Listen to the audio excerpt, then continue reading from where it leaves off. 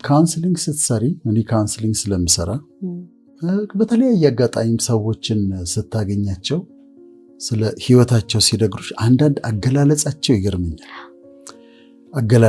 ችግራቸውን የሚገልጹበት መንገድ በጣም ያስገርመኛል። አሁን አንዷ ምን አለችኝ፣ ካውንስሊንግ የሰራው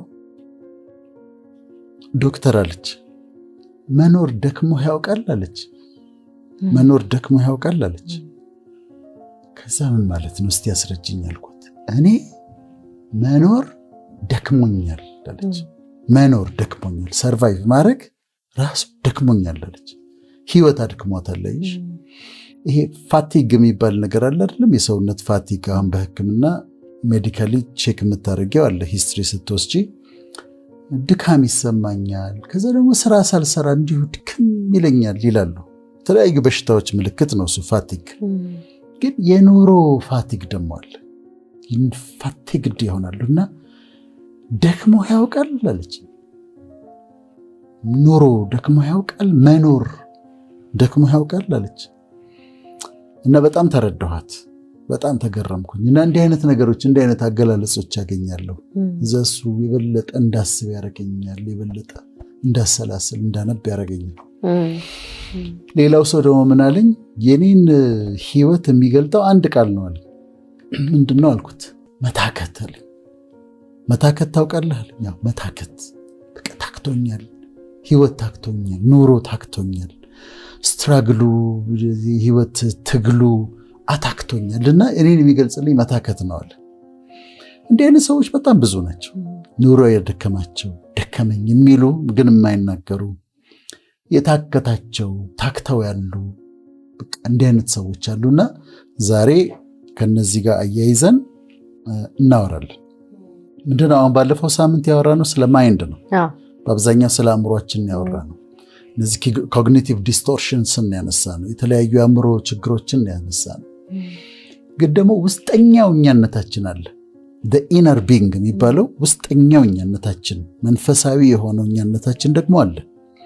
እሱ ነው ልብ እንደዚህ የምንለው እና ስለ እሱ ደግሞ ማውራት አለብንና የልብ ስብራት እናወራለን፣ የተሰወረ ሐዘን እናወራለን፣ መጨረሻ ላይ ደግሞ የተሰለቸ ኑሮ እናወራለን።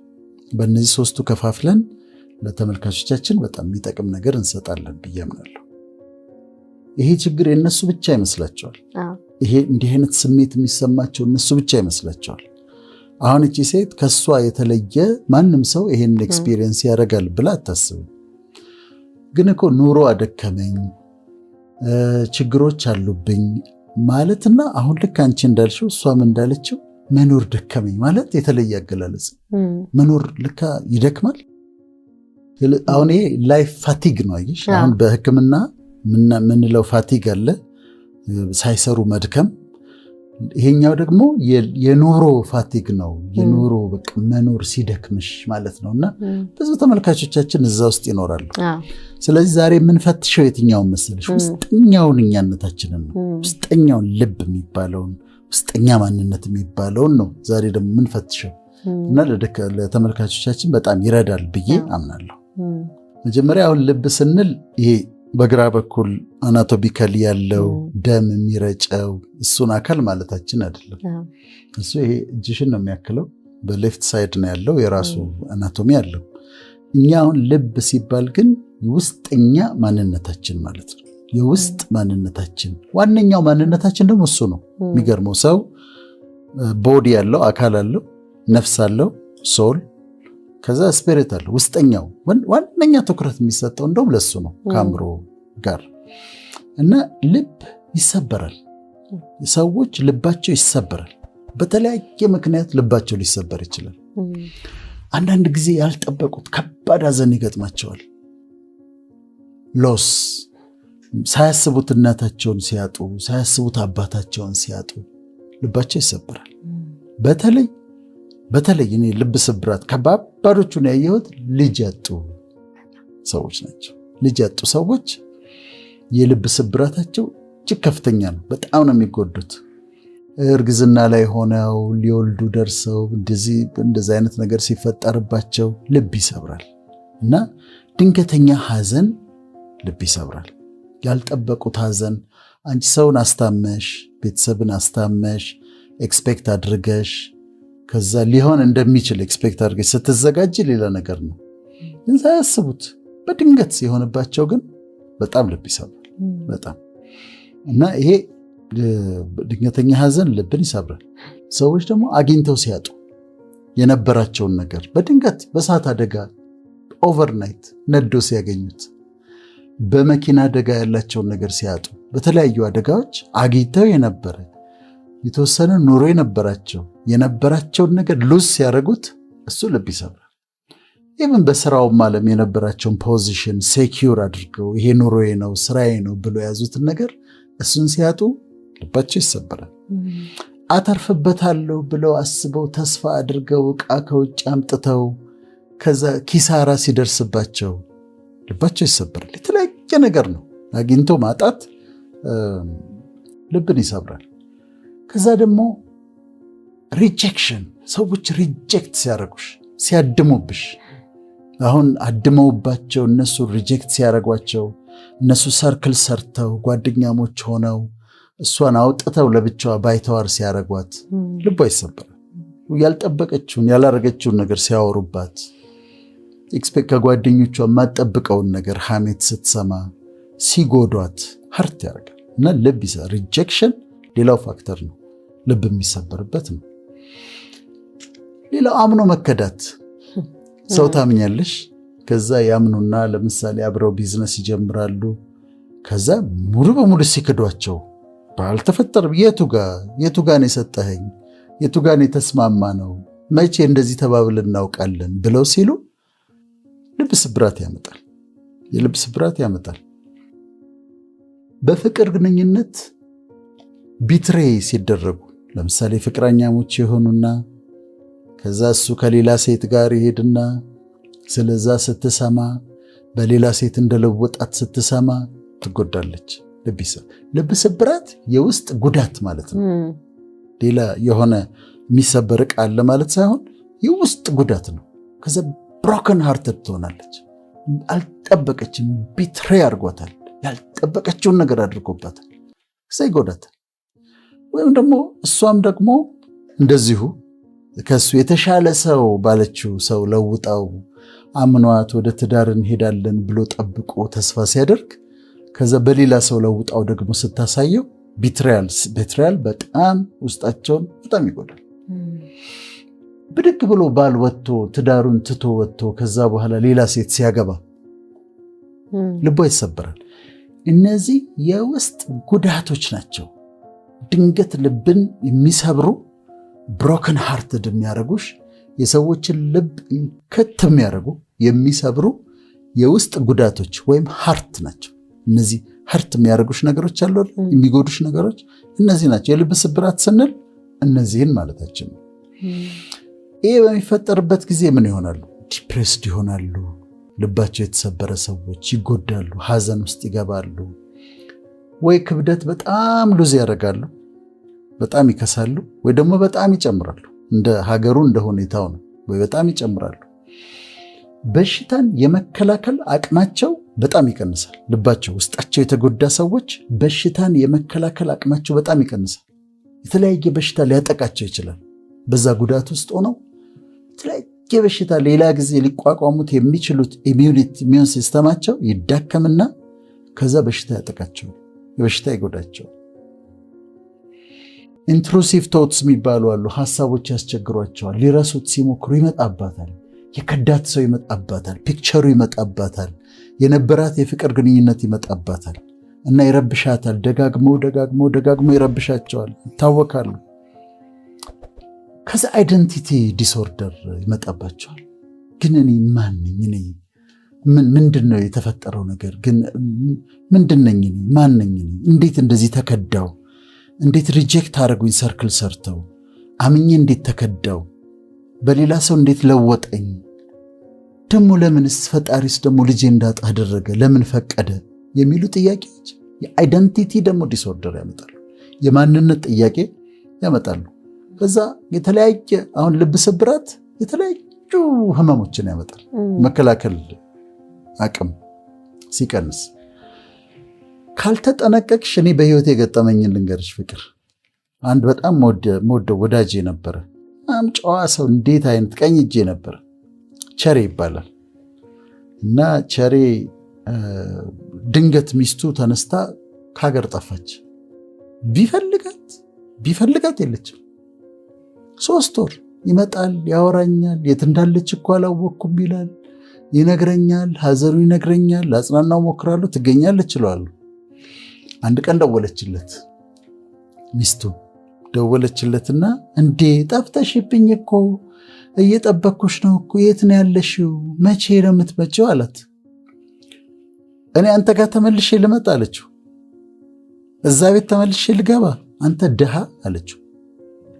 አንተ ድሃ እዛ መከራ ያለበት ቤት ነው ተመልሼ የምገባው ብላ በኑሮ ድሃ ብላ ሰደበችው። ሲመጣ ትልቅ ሰው ነው፣ ከኔም እድሜ ብዙ የሚበልጥ ነው፣ 60ዎች ውስጥ ገብቷልና ሲመጣ ተሰብሯል። የተሰበረ ሰው ያየሁት እሱን ነው። አንድ ከተካየኋቸው በጣም ተሰብሯል እና በጣም ተሰብሯል፣ ተጎድቷል። እና ቸሪ ይሄን ነገር ተቀበለው አልኩት። ተቀበለው፣ ሌት አድርጎ ምርጫዋ ከሆነ መሄድ ከፈለገ ትሂድ፣ ማስተካከል የማይቻል ከሆነ ተቀበለው አልኩት። ከጉዳቱ ውስጥ ሊወጣ አልቻለም። በኋላ አስም ነበረበት። አስሙ በጣም ተደጋጋሚ መምጣት ጀመረ። አሁን ውስጥ ጉዳት ነው። አስሙ በተደጋጋሚ ያጠቃው ጀመረ። በተደጋጋሚ ካጠቃው በኋላ ያንን ባለችው በ2 ወር ከ15 ቀን ነው እንደዚህ ሞተ። እኔ የሆነ ፕሮግራም ላይ ነበርኩ። አስሙ ተነሳበት፣ ጥቁር አንበሳ ሄደ፣ ሌላ ሰው ሂዳይድ በምክንያት ብሮክን ሃርትነስ። ስለዚህ የልብ ስብራት ይሄን ያህል ሊጎዳ ይችላል ማለት ነው። ፍቅር ውስጣቸው የተጎዳ ሰዎች አሉ። አሁን ከነሱ ጋር ነው የምናወራው። ውስጣቸው የተሰበረባቸው የተጎዳባቸው የውስጥ ህመም ላለባቸው ሰዎች ለነሱ ነው የምናወራው። አንደኛ ብቻቸው እንዳይደሉ፣ ሁለተኛ ደግሞ መፍትሄ እንዲያገኙ በማሰብ ነው። ይተኛሉ፣ ድብርት ውስጥ ይገባሉ፣ ለኑሮ ያላቸው አመለካከት ያስጠላቸዋል፣ መልበስ አይፈልጉም፣ አፒታይታቸውን ሉዝ ሊያደርጉ ይችላሉ። ግን እንዴት እንደሚጎዳቸው አይተው ከዛ ውስጥ እንዲወጡልን ነው አሁን የምንፈልገው። ልባቸው የተጎዳ ሰዎች እንዲታከሙልን ነው የምንፈልገው። ከዛ ውስጥ መውጣት አለብሽ ነው መልእክታችን። ከዛ ውስጥ መውጣት አለብህ ነው። ምክንያቱም ሲጠገን፣ የተሰበረ ልብ ደግሞ ሲጠገን፣ ልባቸው ተሰብሮ የተጠገነ ልብ ደግሞ ስታገኝ በጣም ድንቅ ነው። የሚያስገርም ነው። በጣም የሚያስገርም ነው። ጉዳቱ ያማል። ሰው ልቡ ይሰበር አንልም። ተሰብረው የተጠገኑ ግን በጣም በጣም እግዚአብሔር የሚወደዋል፣ ለሰው ውብ ናቸው። የጃፓኒስ አርት አለ። ጃፓኒስ አርት ምንድን ነው? አሁን ብርጭቆ ይሰበራል አይደለም? አሁን ብርጭቆ ሲሰበር አይጥሉትም፣ እንትኑ ይጠገናል። የተሰበረው ልክ ስብራቱ መስመሯን ተከትለው ይጠግኗታል። ከዛ ምን ይሆናል መሰለሽ? የተጠገነው ብርጭቆ ወይም ሸክላ ከመጀመሪያው ከኦሪጂናሉ ይልቅ ጠንካራ ነው። አንደኛ ጠንካራ ነው። ሁለተኛ በጣም ያምራል በውበት፣ ከኦሪጂናሉ ካልተሰበረው ልቅ ያምራል። ሶስተኛ በጣም ውድ ነው። ኪንሱጊ አርት ነው የሚባለው። የጃፓኒስ ኪንሱጊ አርት ይባላል። እና ካልተሰበረው ብርጭቆ ይልቅ ተሰብሮ የተጠገነው ብርጭቆ፣ በኪንሱጊ አርት የተጠገነው ብርጭቆ የበለጠ ጠንካራ ነው፣ የበለጠ ውብ ነው፣ የበለጠ ውድ ነው። ኤክስፔንሲቭ ነው። አዲሱ ርካሽ ነው፣ ተሰብሮ የተጠገነው ግን ውድ ነው። አርት ነው እኮ አርት ነው። እና የተሰበረ ዕቃ አይጣልም። በሱ በኪንሱጊ አርት እንደውም በጣም ያምራል። ቆይ እናያለን እዛ ላይ እና እንዲህ በጣም 2-3 ቦታ ነው የተሰባበረው። በኪንሱጊ አርት ገጥመውት ስትመለከች በጣም ያምራል።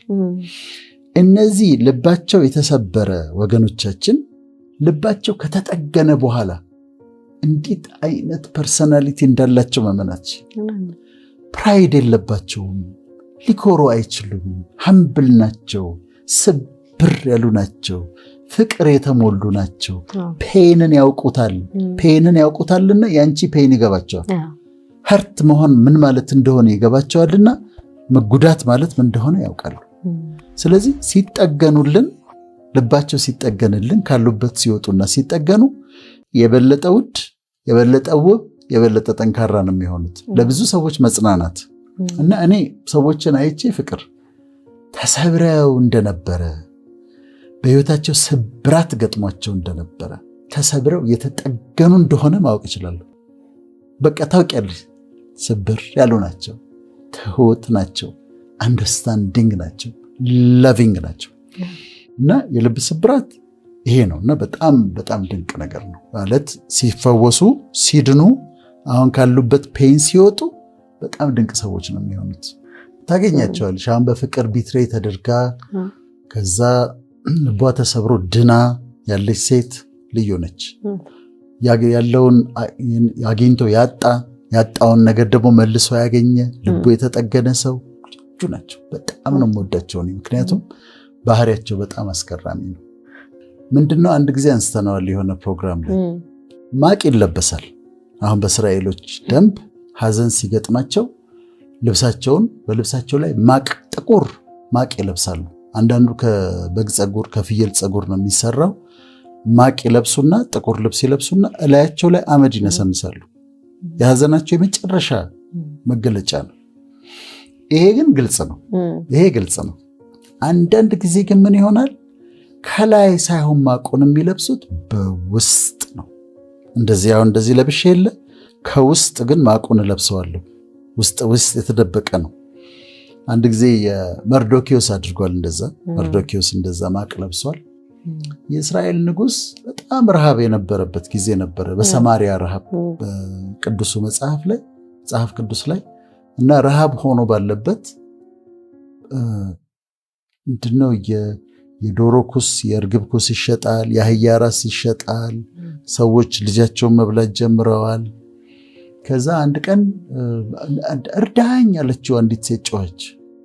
ከዛ ከምኑ ነው ረዳሽ? ከአውድማው ነው ከመጥመቂያው ነው? የለም ምንም ነገር ምን ረዳሽ ያለው ሲል ኬዙን ነገረችው። ትናንትና የኔን ልጅ በልተን ነበረ ከጓደኛዬ ጋር፣ ዛሬ ደግሞ የእሷን መብላት ነበረብናለች። በጣም የሚያሰቀቅ ታሪክ ነው። ከዛ ንጉሱ ልክ የክብር ልብሱ እንዳደረገ ነው። በኋላውን ልብሱን ቀደደው። ልብሱን ሲቀደው በውስጥ በኩል ለካ ማቅ ለብሷል፣ ጥቁር ማቅ ለብሷል። እና እነዚህኛዎቹ ደግሞ ያ ውስጣቸው የተጎዳለ፣ እነዚህ ደግሞ ከውጭ ዘንጠው በውስጥ በኩል ግን ማቅ ለብሰዋል። ውስጥ በኩል የሐዘን ልብስ ለብሰዋል። ከላይ አምሮባታል፣ ተውባለች፣ ፊቷን ተሰርታለች፣ ሜካፓ፣ ዝነጣዋ። ውስጥ ግን የለበሰችው ጥቁር ልብስ አለ። የውስጥ ግን ሐዘን አለባት። ማቅ ግን ውስጡ አለ፣ ከላይ የማይታይ ማለት ነው። አሁን እንዳልሽው በሳቅ የተሸፈነ እኔ ያጋጥሙኛል። ልክ እንደዛ አይነት ሰዎች በጣም በቃ መጥቶ የሚያስቅ የሚያጫውት ኤንቫይሮንመንቱን የሚለውጥ ፈን የሚያመጣ ምናምን ሆኖ በቃ የሰው ሁሌ ደስተኛ ነው ትያለሽ። ወይ ቁጭ ብለሽ ስታወሪው ወይ አንድ ቀን የሆነ አጋጣሚ ሲመጣ ግን ውስጡ ያለውን ሐዘን ታያለሽ። ማይ ጎድነስ ይሄንን ተሸክሞ ነው ይሄ ሁሉ ውስጡ ይሄ ሁሉ ሐዘን እያለ ነው ማለት ነው እንደዚህ ቢጫወት ይሄ ሰው ታያለሽ። ወይ ፍልቅልቅ ትሆናለች፣ ትስቃለች፣ ትጫወታለች፣ ምናምን እንደዛ ታያታለች፣ ትዘንጣለች። ብታዋሪያትም አትገልጽልሽም። ግን በካውንስሊንግ ቁጭ ብለሽ የምትነካበተናለች። እሷን ስትነኪ ግን ታወርደዋለች እንበዋል። ለምንድነው? የተደበቀ የተሰወረ ሐዘን ስላለ። እነዚህ ደግሞ ያለባቸዋል። እነዚህም ከሐዘን ከደረሰባቸው ሐዘን ግሪፊንግ ፕሮሰስ አለው አይደለም? ሾክ፣ ዲናያል፣ ባርጌ እንደዚህ ሚል ፕሮሰስ አለው። በዛ ፕሮሰስ ውስጥ ሳያልፉ ይቀሩና ሳይቀበሉት ቀርተው ሐዘኑ እንደዛ ልብስ ይሆንባቸው። አንዳንድ ጊዜ ስራቸውን አይወዱትም። የሚያመናጭቅ አለቃ ይኖራል፣ የሚያሽሟጥጥ አብሮ ሰራተኛ ይኖራል። ግን ስራ መቀየር አትችልም። እዛ ስራ መሄድ አለባት። እዛ መስሪያ ቤት የግድ አለቃው ያበሰጫታል፣ ይንቃታል፣ ያመናጭቃታል። አብሮ ሰራተኞቿ ጥሩ ትሪት አያደርጓትም። ስለዚህ ሐዘንተኛ ነች። እነዚህ እኮ ሐዘንተኞች ናቸው። ስራዋ ትሄዳለች፣ ግን ሁሉ ጊዜ ሐዘንተኛ ነች። በቃ ቀር እያላት ነው የምትሄደው፣ ቀር እያላት ነው የምትመለሰው። በሐዘን ነው የምትውለው። ደስተኛ ያልሆኑበት ሪሌሽንሺፕ አቢዩዝ ያለበት ፍቅረኛሞች ኢቭን ባለትዳሮች ሆነው በቃ ዝም ብላ ችላ ደግሞ ምትኖራለች። ዝም ብላ ወይ ስለ ልጆቼ ብላ ወይ በቃ ይሁና ብላ የምትኖራለች። ግን ውስጧ ግን ሐዘን አለ። ጌትዬ ወደ ፍቅሬ ምናምን ልትል ትችላለች። ብሉ እስቲ ትልሻለች። ቤቷ ስትገባ ብሉ እስቲ ጠጡ እስቲ የኔ ጌታ እንዴት ነህ እስቲ ብላ ጠጣ ትላለች ባሏን። ውስጧ ግን ሐዘን አለ። ውስጧ ግን ጥቁር ልብስ አለ። ልታስተካክለው ያልቻለችው ነገር አለ። ተቀብለው ዝም ብላ የምትኖረው ማለት ነው። አልተነጋገሩበትም። ባልየውም ደግሞ እንደዛ ሊኖረው ይችላል። በተቃራኒ ሌላ ቤት ደግሞ ባልየው ደግሞ የማይወዳቸው ነገሮች ኖረው መለወጥ አቅቶት ዝም ብሎ ሐዘንተኛ ሆኖ ደግሞ ይኖራል። እነዚህ ከሪሌሽንሺፕ ጋር የተያያዙ ነው። ሌላ ራስን ካለመቀበል የተነሳ ራስ አይደንቲቲን ካለመቀበል ይሄ በልጅነት የተነገራቸውን ነገሮች ይዘው እንዲነሽ እንዲያነሽ ፉንጋነሽ ባሪቾ ምናምን ተብለው ያ ፊዚካል አፒራንሳቸውን ካለመቀበል የተነሳ ደግሞ በቃ ሁሉ ጊዜ በህይወት ዘመናቸው ሁሉ ጥቁር ልብስ ለብሰው የሚኖሩ አሉ። አንድ ጊዜ አንድ ጓደኛዋ ወይ ቦይፍሬንዷ የነበረ ሰው የነገራትን ነገር ይዛ ተቀብላው ራሷን መቀበል ተቸግራ የራሷን ዩኒክ እያንዳንዱ ሰው ዩኒክ የሆነ ቢዩቲ ያለው እያንዳንዱ ሰው ውብ ነው። ያንን መቀበል አቅቷት የሆነ ሰው የነገራትን ነገር የሆነ ቦይፍሬንድ ያላትን ነገር ይዛ ከዛ በኋላ ተቸግራ የምትኖር ራሷን መቀበል ተቸግራ ሐዘንተኛ ሆና የምትኖር ደግሞ አለች። ያዩታል እነሱ።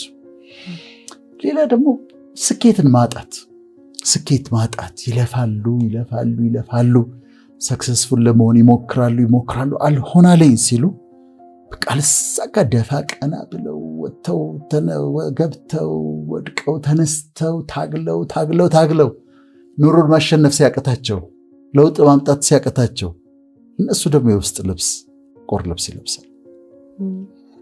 ከነዚህ ደግሞ የተለየው ከፈጣሪ ጋር መስማማት ሲያቀታቸው ፈጣሪን ያኮረፉ ሰዎች በጣም ከባድ ኑሮ ነው የሚኖሩት። በጣም ከባድ ወዴት ይሄዳል? ዳዊት እኮ ብሎ ወደ ሰማይ ብሄድ በዛ አለ፣ ወደ ታች በወርድ እዚያ አለ፣ በሁሉ ጋር አለ። የት ትሄጃለሽ? ከእሱ ጋር ተጣልተሽ ከእሱ ጋር ይኳረፉና በተለያየ ምክንያት እሱን ይቀየሙና ከእሱ ጋር ያላቸው ሪሌሽንሺፕ ደግሞ ይበላሽና ሐዘንተኛ ሆነው ይኖራል። በህይወታችን ብሪፍ ለሆኑ ወራት ለተወሰነ ጊዜ የምንቀየምበት የምናኮርፍበት ጊዜ አለ። እኔ ግን ምን ሆንኩኝ መሰለሽ? አንድ ጊዜ ልክ እንደበደለኝ አሰብኩኝ። ከዛ እንደበደለኝ እንዴት እንደዚህ ታረቀኛለህ እንደዚህ አልኩኝ። ቆይቶ ነገሮችን ሳያቸው እሱ ልክ ነበረ። ከዛ ልክ መሆኑን ሳውቅ ምንድነው ያገኘው መዝሙር አለ።